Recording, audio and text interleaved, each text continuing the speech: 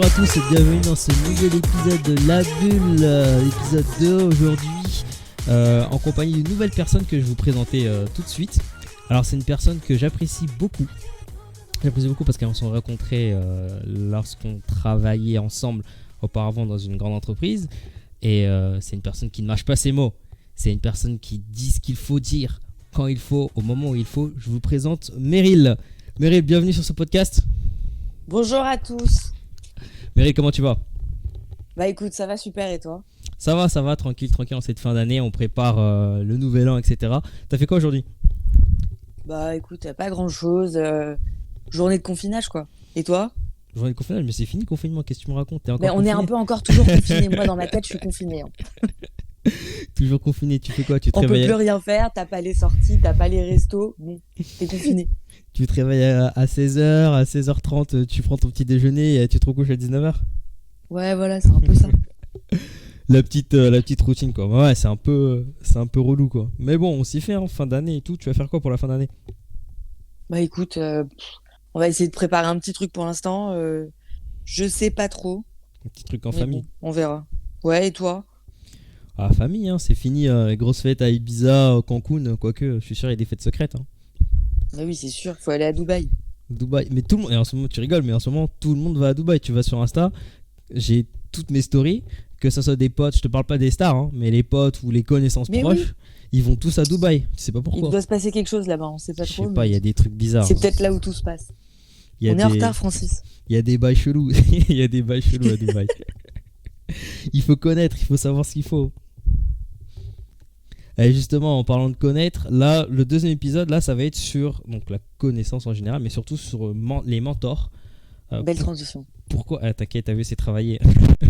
pourquoi est-ce qu'il faut un mentor ? Pourquoi est-ce que c'est important d'avoir un mentor en entreprise ? Et on va commencer par qu'est-ce qu'un mentor et comment est-ce qu'on fait pour avoir un mentor. Mais avant tout ça, Meryl, j'ai une petite question pour toi. Est-ce que tu sais d'où vient le mot mentor ? Ah, je t'ai posé une colle là. Très bonne question. J'imagine que ça vient pas du latin. T'es pas loin. Il y a plus latin, grec, mais ouais, ça dans ces eaux-là, bien sûr. Là, je donne ma langue au chat. En gros, en fait, je suis sûr que tu l'as vu passer, mais t'as oublié dans ta jeunesse. T'as pris tellement de trucs que bon, voilà. Mais c'est la petite histoire. C'est en l'absence d'Ulysse, parti pour la guerre de Troie. Donc l'éducation de son fils Télémaque est confiée à un de ses amis, les amis d'Ulysse. Et cet ami est nommé Mentor. Et donc c'est ce mentor, de son nom, vieil homme, qui a joué le rôle de précepteur et de conseiller pour Télémaque. Et donc toute l'éducation de Télémaque a été faite par ce vieil homme appelé Mentor.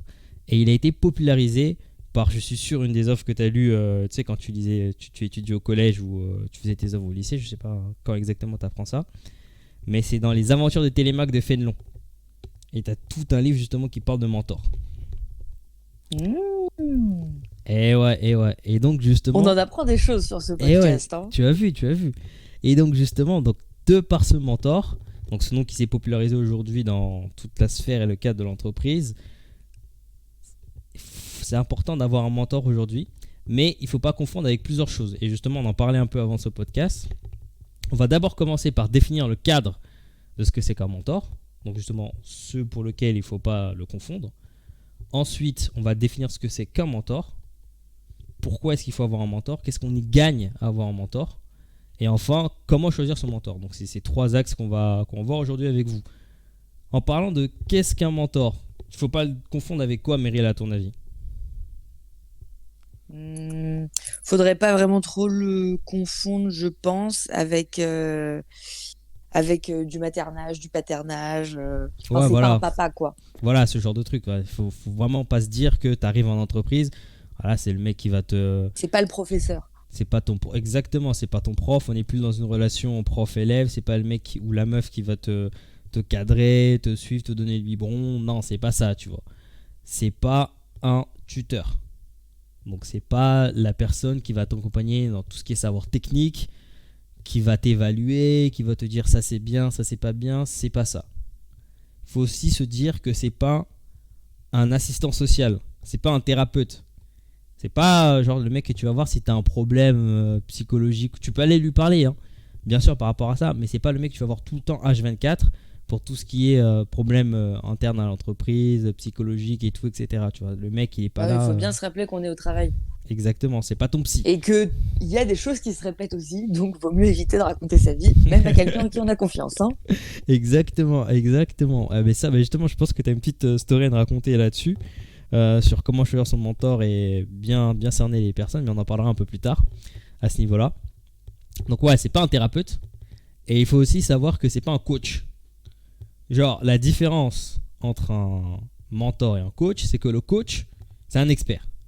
Cet expert, il va te dire, voilà, tu viens me voir, tu veux passer d'un point A à un point B, donc on va faire telle étape pour réussir ce passage d'un point A à un point B dans ta carrière.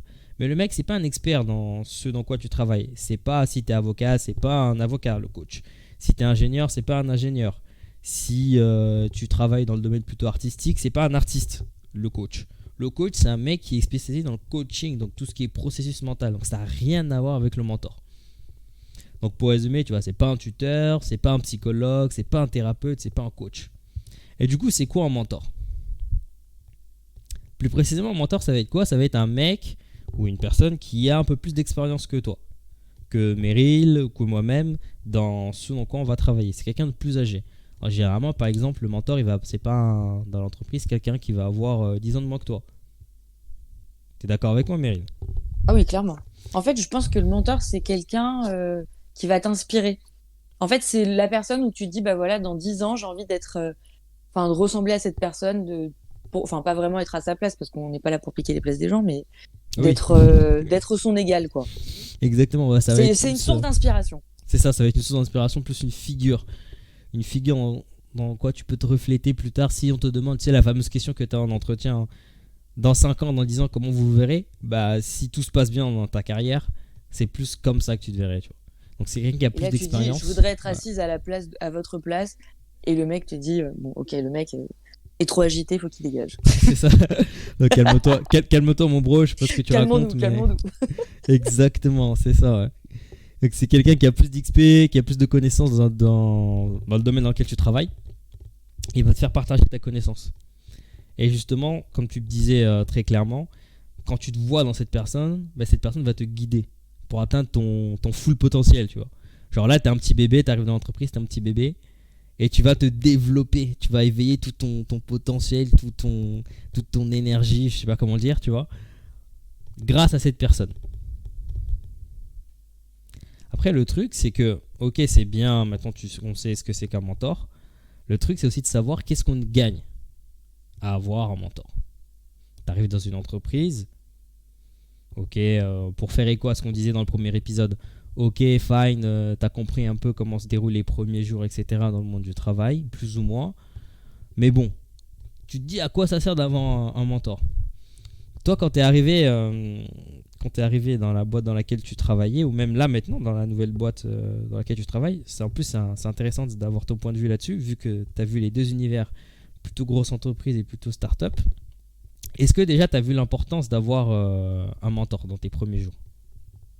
Ouais, dans les premiers jours, c'est hyper important parce Même que par tu la arrives suite, dans un j'imagine. environnement, surtout quand c'est ta première expérience, Mhm. t'es pas vraiment comme un poisson dans l'eau, enfin, sauf si tu as vraiment des compétences sociales hyper élevées, mais Ouais. en général, tu arrives, tu es un peu perdu, tu sais pas vraiment trop comment te comporter. Mhm. Et le fait d'avoir un mentor, c'est pas mal pour une bonne raison, c'est que tu peux lui demander juste tout simplement comment on fait pour avoir du travail, comment être le meilleur de soi-même. Et cette personne-là, tu vas pas forcément la trouver dans les premiers jours, mais au fur et à mesure du temps, sur les 2-3 premières semaines, tu vas dire ah tiens cette personne-là elle est inspirante, j'aimerais bien avoir son expérience, j'aimerais bien savoir comment elle interagit, etc. Donc ce qui est pas mal, c'est que quand tu trouves un mentor et que tu arrives à créer une sorte de lien de confiance avec cette personne-là, tu vas avoir plus de facilité à confier tes peurs ou tes inquiétudes ou Mhm. la façon dont tu as envie de progresser, avoir des petits conseils qu'avec une autre personne dans l'entreprise. Exactement, et c'est ça. Surtout que bah, comme tu arrives dans l'entreprise, ça te brise un peu, tu sais, la coquille dans laquelle tu rentres. Bah, t'arrives, t'es tout seul dans un nouvel environnement. Bah, le fait d'avoir un mentor, justement, ça te permet de t'intégrer dans cette entreprise et de comprendre un peu comment est-ce qu'elle fonctionne via ce mec ou cette meuf que tu vas rencontrer.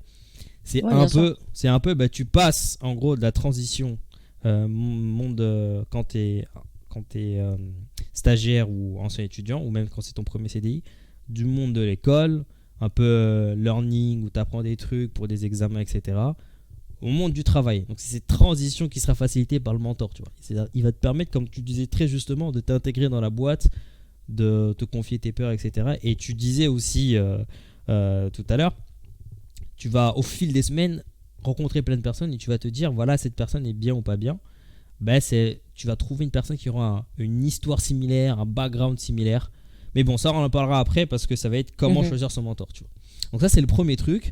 Ça va te permettre de briser l'isolement, surtout aujourd'hui, tu vois, avec, tu vois, tu parlais de confinement en début de podcast, avec télétravail et tout, t'arrives dans une nouvelle entreprise, t'es en télétravail, c'est compliqué aussi de trouver un mentor comme ça, mais si quand tu le trouves, bah, c'est d'autant plus simple pour t'intégrer virtuellement, quoi. Donc Ouais, et puis en plus, ça te permet de gagner en visibilité parce que si tu t'entends bien avec ton mentor et que tu as une relation de confiance avec une personne dans l'entreprise, généralement, elle va parler de toi des personnes avec lesquelles elle s'entend bien. Et puis, de fil en aiguille, tu peux te constituer un petit groupe de travail assez sympa avec qui tu as une bonne entente. Et c'est assez agréable.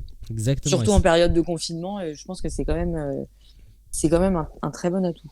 Exactement, et c'est parfait parce que ça fait une transition sur le deuxième point. Genre, le deuxième avantage d'avoir un mentor, ben, c'est l'amélioration de tes chances de survie entre guillemets dans l'entreprise.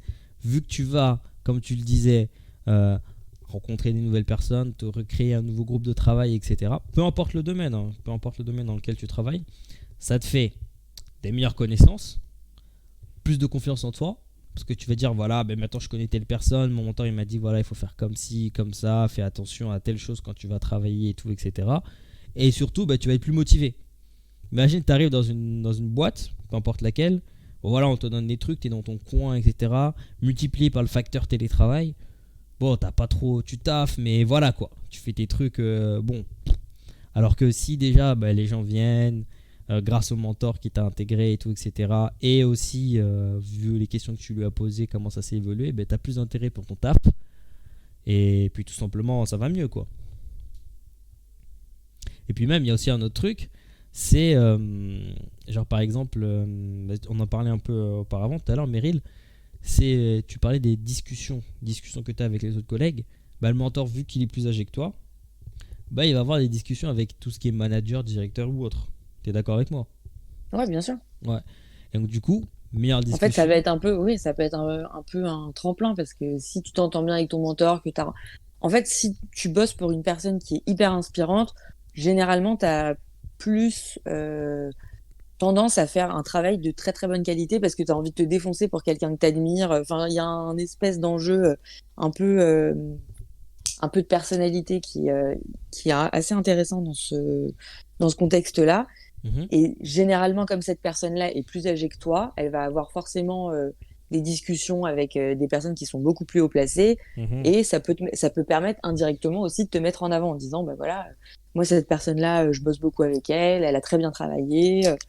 Et ça peut te permettre de gagner en visibilité, notamment au niveau des personnes qui sont beaucoup plus gradées. Après, je pense que Francis, tu me diras si tu es d'accord avec moi, mais ça s'applique plutôt dans un type de hiérarchie assez stratifiée, donc c'est-à-dire où tu as vraiment beaucoup de monde. C'est peut-être pas nécessairement la même chose dans une plus petite entreprise. Ouais. Enfin, ça sera pas pour gagner en visibilité au niveau des personnes qui sont en haut. Ouais, exactement. Ouais, je vois ce que tu veux dire. En gros, ouais, dans les grosses entreprises très stratifiées, bah, tu vas avoir, comme tu n'as pas beaucoup de visibilité, le mentor va te permettre d'avoir cette visibilité. Et alors que dans les plus petites boîtes, ça va plus être, ça correspond au troisième gain d'avoir un mentor, c'est plus l'acquisition de meilleures connaissances. Tu vas mieux connaître ton taf, pas d'un point de vue technique, mais d'un point de vue plus pratico-pratique, comment gérer les projets, etc. et de faire des meilleures perfs. Et du coup, bah, si t'es chaud, tu restes dans la boîte, quoi. Et notamment avoir une visibilité par rapport aux clients. Parce que dans une plus petite boîte, tu vas être forcément plus en contact avec les clients. Et si tu as un mentor qui va t'inspirer, tu le vois parler au téléphone, faire des rendez-vous, là, tu auras peut-être plus le côté inspiration aussi en termes de relation clientèle. Clairement. Mais bon, dans tous les cas, c'est bien d'avoir un mentor. Ah ouais. De toute façon, tu peux pas dire, ouais, un mentor. Enfin, il y a que des bénéfices. On pourra faire. Franchement, on pourrait rester même, je sais pas, 3 4 heures à faire un listing de tous les bénéfices du mentor. Mais les plus importants, c'est ce qu'on a dit, tu vois. C'est vraiment pour répéter. Ça permet de briser l'isolement quand tu arrives dans une nouvelle boîte, surtout aujourd'hui avec le télétravail. Ça te permet d'améliorer tes chances de survie dans l'entreprise. Donc tes résultats de carrière, d'avoir une meilleure connaissance, meilleure performance, etc. Ça te permet aussi du coup de rester dans la boîte. Et c'est aussi bénéfique pour la boîte parce que si tu restes dans la boîte, ça te fait moins de turnover. Donc la boîte est plus performante. Et du coup, en plus, quand tu vas aller en conférence ou même quand tu vas parler de la boîte à tes amis ou autres qui veulent travailler dans le même domaine que toi, ça leur fait de la publicité. Donc ça, c'est important, tu vois. Et même tout à l'heure, tu le disais, ça c'est aussi un autre point. Comme le mentor va parler aux personnes de la boîte ou même en dehors, ça permet aussi d'agrandir ton réseau. Ton réseau ne sera pas uniquement composé de personnes qui ont ton âge, mais de personnes un peu plus âgées, qui ont plus d'expérience que toi. Et puis voilà quoi. Et même on oublie un truc, c'est aussi très important, le mentor, la manière dont tu vas parler avec ton mentor, ça va pas être la même manière dont tu vas parler à ton supérieur hiérarchique. Je sais pas si tu vois ce que je veux dire. Et en réalité, oui, parce que c'est une personne avec qui tu vas être amené sûrement à travailler tous les jours, à échanger tous les jours, qui ne sera pas nécessairement le cas avec un supérieur hiérarchique. Donc, il y a une certaine relation, plus de confiance qui va s'installer, Mhm. voire de proximité. Pas forcément, vous n'allez pas être les meilleurs potes du monde. Faut pas non plus se raconter trop sa vie. Ça, c'est sûr. Mais il y a déjà, je pense, une facilité à parler qui est beaucoup plus facile. Ah, c'est ça, t'as plus de sincérité Une quoi. Moi, facilité à parler beaucoup plus facile. C'est bien. Et on n'est que dimanche, hein. tranquille, tranquille, c'est normal, c'est normal. On rappelle que tu t'es réveillé à 16h, donc Ouais, voilà, c'est le temps d'émerger. tranquille. Non, mais ouais, mais de toute façon, c'est exactement ce que tu disais, donc facilité plus facile pour te citer. Et puis voilà, donc c'est plus sincère et t'as une relation plus tranquille avec ton mentor et tu peux quasiment tout lui dire quoi. Après, il y a aussi un truc bénéfique. On disait, tu vois, le mentor est plus âgé du fait de son expérience, mais du coup, comme toi, quand t'arrives dans la boîte, t'as une vision plus fraîche, t'es plus jeune et du coup, t'as une vision peut-être moins brouillée par les process de l'entreprise ou de la start-up, par les dictats de comment sont les gens, etc. Tu peux apporter une nouvelle vision au mentor, tu vois, ça peut être donnant-donnant. Mhm. Donc, Ouais, tu tu vois, peux lui apporter aussi ton expérience si tu as fait des stages auparavant ou tu as d'autres expériences professionnelles qui sont pas nécessairement en rapport avec ce que tu fais actuellement. C'est toujours. En fait, il faut aussi lui apporter quelque chose dans l'autre sens. ouais, ouais, je vois ce que tu veux dire. Après, ça, c'est plus d'un point de vue technique, tu vois. Mais après, ça peut être d'un point de vue plus, enfin, je sais pas, plus dans la vie de tous les jours. Alors, je sais pas, t'arrives, tu parles d'un truc, ouais, ah bon, toi, tu sais pas utiliser ça, mais pourquoi vous faites ça dans l'entreprise? Enfin, tu vas pas changer tous les trucs dans l'entreprise, mais si ton mentor, je sais pas, un truc tout bête, il sait pas utiliser un outil électronique et toi, tu sais utiliser un outil électronique, tu vas lui changer sa vie, quoi. Ah, bah, bien sûr, ouais. Là, j'ai pas d'idée en tête, mais bon, c'est connu. Genre, les mecs qui savent pas changer, je sais pas, un truc tout con, un Word en PDF, ça, c'est le même que tu vois sur tous les trucs. Le vieux qui sait pas changer un Word en PDF, voilà quoi. Non, mais il y a plein de trucs comme ça, mais bon. Genre, justement, avant de parler de genre comment choisir son mentor, toi, comme t'as été. C'est bien que tu sois là aujourd'hui, comme t'es passé de grosses boîtes à petites structures, est-ce que dans ta nouvelle structure, t'as un espèce de mentor? J'ai pas vraiment de mentor. C'est plus différent parce qu'il n'y a pas enfin, il y a pas de hiérarchie. Mhm. La structure est pas basée sur du tout sur une hiérarchie. On est à peu près, enfin, on est tous censés être au même niveau. On se parle tous ensemble. Il n'y a pas de gêne à parler à quelqu'un qui est plus âgé ou plus jeune. C'est vraiment tout le monde est sur le même pied d'égalité et c'est assez agréable. Mais du coup, en termes de mentor, c'est pas vraiment la même chose. Je trouve qu'il y a c'est plus des personnes inspirantes, c'est-à-dire où tu vas te dire ah tiens cette personne-là, je l'entends parler au téléphone et j'aimerais bien faire comme elle. Donc toi tu vas t'inspirer en fait un petit peu de chacun. C'est pas vraiment un mentor en particulier. Mhm. C'est comme si tu avais plusieurs mini mentors. Ok, ouais, je vois ce que tu veux dire. Ouais, mais du coup, parmi tous ces plusieurs mini mentors, comme tu les cites, enfin, t'as forcément une personne avec laquelle tu es un peu plus proche de par, je sais pas, de par vos origines, de par les écoles que vous avez faites, de par les choses que vous aimez, non, j'imagine. Ouais, ouais, il y a quand même, ouais, il y a une personne quand même qui se démarque un peu plus et Voilà, auprès de ouais. laquelle je vais toujours prendre plus de conseils que d'autres. Enfin, j'ai plus de facilité à parler à cette personne-là, ça c'est sûr à 100%. Voilà, ouais. Mais c'est vrai qu'il y a quand même plus d'inspiration un petit peu partout. Ouais, ouais. Bah, c'est marrant que tu dis ça parce que bah, justement, en fait, il faut se dire aussi que le mentor, c'est pas quelqu'un qui va être forcément donné par l'entreprise. C'est à toi-même ou à vous-même d'aller le chercher. Pas en mode full tryhard, en mode hyper agressif. Mais il faut aller vers une personne de préférence. Bon, on l'a dit, hein, qui n'est pas directement son supérieur, qui tu vas devoir directement rendre des ordres parce que sinon c'est un peu biaisé. Généralement, c'est préférable une personne qui est dans la boîte, bien sûr, mais un peu délaissée ou détachée de ce que tu fais, mais qui peut, mais déjà avec lesquels tu as une certaine connivence, comme Meryl disait, tu vois. Une connivence, genre que ce soit intellectuelle, d'origine, que ce soit en termes de ce que vous aimez. Si je sais pas, par exemple, vous parlez de basket tous les deux, vous kiffez le basket, bah, ça va être plus facile. C'est quelqu'un avec qui tu t'entends bien, tu vois. Et il faut différencier ça de, bah, on le disait en début de podcast, de tout ce qui est parrain marraine. Parce que toi, dans ton, je rigole déjà, tu vois, rien que de le dire. Mais dans ton ancienne boîte, t'avais un parrain, non? Ah oui, Raconte-nous un peu comment a été ce parrain. bah très sympa, bon feeling, franchement hyper agréable. On bossait très bien ensemble. Enfin, moi j'ai appris plein de choses, c'était super. Mhm, Sauf que le jour où cette personne-là s'en va, et ben tu mhm. te retrouves tout seul. Donc il y a aussi un point à mentionner comme avec le mentor. Faut pas non plus tout miser sur la même personne dans le sens où si cette personne-là s'en va, c'est un peu compliqué après pour subsister. Ouais, ouais, c'est important ça, bien sûr. Faut pas. Le truc aussi, c'est après, bien sûr, d'être un peu autonome, mais Oui, d'avoir c'est une ça. personne. C'est Voilà, en ça qu'il faut. Enfin, c'est vraiment pas. C'est pas un professeur, c'est pas quelqu'un qui va te tenir la main. Faut bien avoir ça en tête. ouais, c'est ça, exactement. C'est vrai que tu dis ça parce que c'est comment je suis arrivé dans la boîte dans laquelle on travaillait ensemble. Genre les premiers jours, c'est un peu le story time, tu vois.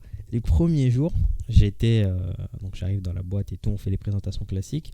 J'ai parrain marraine, truc classique. Et donc il y a du coup à l'époque il était senior là, il est passé manager. Un senior qui, genre on parlait un peu tranquillement, etc. Et quelques minutes après, ça faisait une semaine je crois que j'étais dans la boîte. Je lui dis ouais, bah, du coup comment ça se déroule un peu, comment ça se passe et tout pour les projets, etc. Il me dit moi si tu veux on en parle dans l'après-midi. Déjà, le mec elle s'est rendu disponible, tu vois. Et on a parlé je crois 1 heure et demie. Pendant 1 heure et demie, on s'est mis dans une petite salle et tout. Pendant 1 heure et demie, il m'a expliqué ouais comment était la boîte, comment ça fonctionnait, il faut faire attention à tel truc, tel truc. Il faut faire attention aussi. Ce qui est important, c'est pas ce que tu vas délivrer, mais comment tu vas le délivrer. C'est pas la technique, parce que la technique, tout le monde là, c'est comment tu vas le faire. Tout ce qui est mise en forme. Surtout, tu sais que dans tout ce qui est métier un peu consulting, métier un peu tertiaire, etc. Ça paraît con, mais ils sont très très à cheval sur la mise en forme. Genre, t'oublies une virgule ou tu mets pas un texte justifié, même si techniquement parlant, t'as fait les meilleures recherches au monde, tu vas être considéré comme une merde pendant 6 mois. Et donc, du coup, ouais, il m'a expliqué un peu tout ça, voilà, tu vois. Et c'est ça que je trouve assez intéressant dans le mentoring. Ben, ça va être une personne qui, de par son expérience, va te dire ce que tu sais pas forcément, ce qui semble après évident, mais sur le moment, tu le sais pas. Et c'est un peu, je pense, ce qui se passe également dans ton cas, Meryl, dans ta startup. Quand tu parlais de la personne que tu trouves inspirante, bah, c'est un peu ce qu'elle fait au quotidien, tu vois, qui te trouve inspirant, n'est-ce pas? Ouais, c'est ça. C'est dès qu'il y a un souci, eh ben on en parle.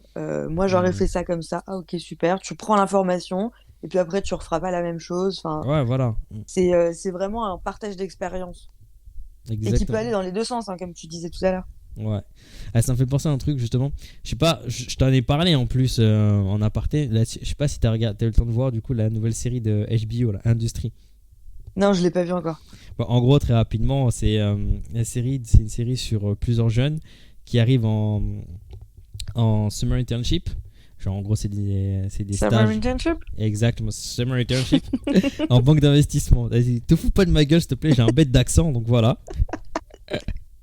Et ils arrivent en banque d'investissement et c'est leur vie, tu vois. C'est un peu Skins à l'ancienne, Skins façon banque d'investissement, tu vois. Et tu suis la vie de, je sais plus, 4-5 petits jeunes comme ça qui sont en banque d'investissement en mode Goldman Sachs. Et c'est, bon, sans spoiler, tu vois, mais c'est assez intense et c'est marrant parce que justement, il y a un épisode, c'est le premier épisode, où il y a un mec qui fait genre un rendu sur, je sais pas, PowerPoint, un truc comme ça, d'un projet. Et ce con, en fait, quand il imprime les trucs, c'est vraiment con, mais la manière dont c'est joué, c'est hyper bien parce que ça démontre un peu ce sur quoi tu dois faire l'importance ou pas. En fait, il imprime genre son rapport, il met tout en Helvetica, et il y a un truc où il met pas en justifié, il met en Times. Et il dit, Sacrilège. il dit putain, je vais flipper, putain, je suis pas bien et tout, etc. Je vais flipper. Et il est. Alors, je spoil pas la suite parce que je sais pas si tu vas regarder par la suite ou même après si ceux qui nous occupent vont regarder la suite. Il est hyper stressé. Il est seul dans son monde en fait. Parce qu'il a fait tous ces trucs tout seul, il est seul dans son monde. Après, le mec, il est en mode full tryhard, mais ça sert à rien parce qu'il fait des nuits blanches, il est bourré au Red Bull et au mode affinil. Voilà quoi, le mec il donne tout. Mais bon, tout ça pour dire que le mec est dans son monde. Si t'as un mentor, ça arrive pas à ça, tu vois. Ce genre de truc, ça arrive pas. Mais même limite, il va en rigoler. Il va dire, ah ouais, t'as oublié de justifier. C'est ça un mentor aussi. Il va dédramatiser, tu vois. Mais Voilà. oui, il va dédramatiser. Exactement. Ouais. Bah, c'est pas mal en vrai, c'est pas mal parce qu'on a vu, franchement, comme je le disais tout à l'heure, comme on le disait en début de podcast, on peut en parler pendant des heures et des heures et des heures, mais c'est très important d'avoir un mentor, surtout aujourd'hui avec tout ce qui est télétravail et dématérialisation du travail. Tu vois, j'ai dit 2 fois travail, j'ai fait comme toi, facilité. Donc voilà, mais surtout très important, pour qu'est-ce qu'on gagne à avoir un mentor, pour résumer. Ce qu'on disait tout à l'heure avec Meryl, ça permet de briser, premier point, tu vois, ça permet de briser l'isolement qu'entraîne genre la nouvelle situation professionnelle quand tu arrives dans une nouvelle entreprise. Ça améliore du coup, ça en découle du premier point, ça améliore tes chances de survie dans l'entreprise, tes résultats de carrière. Du coup, tu es plus motivé, tu as des meilleures connaissances, tu as des meilleures performances. Ça te permet aussi du coup de rester dans la boîte. Tu as envie de travailler, tu as envie de rester dans la boîte. Après, si ton taf en soi, tu l'aimes pas, bon, ça c'est un autre point, tu vois. Et aussi, avec le mentor, avec la personne avec laquelle tu parles, tu as une relation plus sincère, plus facilitée et plus compréhensible sur les nouvelles situations du travail. Et du coup, comme ce mec ou cette meuf avec qui tu vas parler sera sincère, il va te présenter un réseau, ça te permet d'agrandir ton réseau et ça sera full bénéfique, quoi. Et sur le choix du mentor, ce qui est important, c'est que cette personne ne soit pas ton supérieur direct. Bien sûr, c'est ton supérieur dans la hiérarchie globale, mais c'est pas la personne avec laquelle tu vas rendre des comptes tous les jours, tu vois, on a des day-to-day basis. Ça va être une personne un peu plus détachée de ta structure hiérarchique. Surtout aussi, ce qui est important, c'est que faut que ce soit une personne avec laquelle tu aies une certaine connivence. Tout simplement une personne avec qui tu partages des loisirs, des intérêts, un truc avec lequel vous connectez, tout simplement. Et aussi, Ouais, ou dernier point. même la même façon de penser, ou Ouais, la voilà. même éducation. Enfin, faut C'est qu'il y ça, ait ouais. un feeling. Enfin, en C'est fait, ça. c'est comme si tu étais avec une personne et tu te dis, ah tiens, cette personne-là, je vais très bien m'entendre avec elle, ça va être mon pote. Des fois, on Exactement. a des petites intuitions comme ça, faut que ça matche. C'est ça, il faut que ça clique, quoi. Faut pas que tu te Ouais, dises, c'est ça. putain, cette personne, vas-y, c'est un fils de chien, quoi. Tu vois. Ouais, ou tu vois, c'est la personne, genre, si elle te propose un déj, et là, tu fais, oh non, quelle horreur. C'est ça, voilà. Justement, après, c'est important du coup de faire des. Bon, là, c'est compliqué les déj, mais tout ce qui est petit coffee catch-up, même catch-up virtuel, ou prendre des petites news, genre d'envoyer un petit Teams, un petit message Zoom, ce genre de truc, tu vois. Donc, bon, voilà, c'est Hyper important. important. Bah ouais, Il faut garder le lien, en plus. toujours. Très important de garder le lien, même virtuel. Vous utilisez plus quoi comme truc Slack. Slack? Et c'est vachement bien. Ah ouais? J'ai utilisé, je Ouais. crois, une fois Slack dans ma vie. Ah, c'est vraiment bien. Mais Slack, Tu ça peux fait... faire des chaînes privées et tout, c'est vachement bien. Ah ouais, ça fait genre start-upper et tout. Ouais, en plus, c'est très intuitif. Enfin, moi qui suis pas non plus une flèche en informatique, c'est vraiment pas mal. Tu l'as rajouté sur ton CV alors? Experte en Slack. Ouais, slackeuse. Project management, gestion de projet. Non, tu le mets en anglais parce que ça fait plus stylé. Ah oui, c'est vrai que c'est toujours plus stylé quand on le dit en anglais. Toujours plus stylé. C'est comme genre t'es commercial. Ouais, je suis business developer. C'est beaucoup plus stylé de le dire comme Ouais. ça. Non, bah en fait, j'appelle des gens tous les jours. Je suis des trackers au téléphone. On adore. Je te jure, business developer. Mais laisse tomber. Tu sais, ça peut être un sujet. Je pense qu'on traitera peut-être pas dans le prochain podcast, mais dans un autre podcast suivant. Mais tu sais, tous les noms comme ça que tu mets en anglais quand tu cherches un travail, ça a l'air trop stylé alors qu'en fait, c'est de la grosse merde. Oh oui, ça c'est vraiment un sujet ça. Ouais, Non, et ouais. surtout quand tu comprends pas ce que la personne fait. Oui. L'intitulé est tellement lunaire que tu ne sais même pas ce qui se passe. T'as plein de mots anglais genre business, manager, development and entrepreneurship. Ouais, on a besoin de quelqu'un qui soit Et tu rajoutes entrepreneur marketing derrière, et alors là, t'es complètement perdu. et digital, surtout en ce moment, Ah oui, 2020-2021. digital, bien sûr. Et dans la description, t'as toujours les mots-clés. Entrepreneur. On a besoin de quelqu'un d'entrepreneur. Alors que bon, si tu veux être entrepreneur, tu lances ton truc. Pourquoi faire ça? Disruptif. Toujours ce mot. Ah ouais. Et puis voilà quoi. Mais bon, ça c'est un autre sujet. Mais pour résumer, voilà, on a un peu couvert tous les thèmes du mentor. Et puis tout simplement, je pense qu'on a fait le tour, Meryl. Ouais, je pense. Voilà. En tout cas, merci d'avoir écouté ce podcast. C'est surtout pour vous qu'on le fait. N'oubliez pas ça, c'est à chaque fois on le dit pas assez, mais n'oubliez pas, on vous le répète, de vous abonner à la chaîne YouTube, sur les réseaux sociaux, Instagram, Facebook, Twitter. Tout est en bas de la description. Partout. On est partout. La Bulle Podcast, partout. Abonnez-vous, activez la cloche si vous écoutez sur YouTube. Abonnez-vous si vous écoutez en podcast. Et puis le reste. Vas-y, Méry, je te laisse le mot de la fin. La marketeuse. Ah oui, le mot de la fin, Le mot c'est de la surtout si vous avez des idées pour des sujets, des choses dont vous aimeriez qu'on vous parle. Parce qu'en fait, là, il faut profiter. Vous avez des gens qui sont un peu plus âgés, ça fait un peu daron. Mais on peut vous aider, nous, à votre place. On aurait bien voulu avoir quelqu'un qui nous dise la réalité, enfin, qui nous donne ce qu'est la réalité. Exactement. Donc, faut pas hésiter avec les commentaires et partager. Partagez. Réalité, partagez et ne pas hésiter. C'est les derniers mots. Merci, Meryl. Et merci à vous et on se redit du coup à la prochaine. À la prochaine. Salut.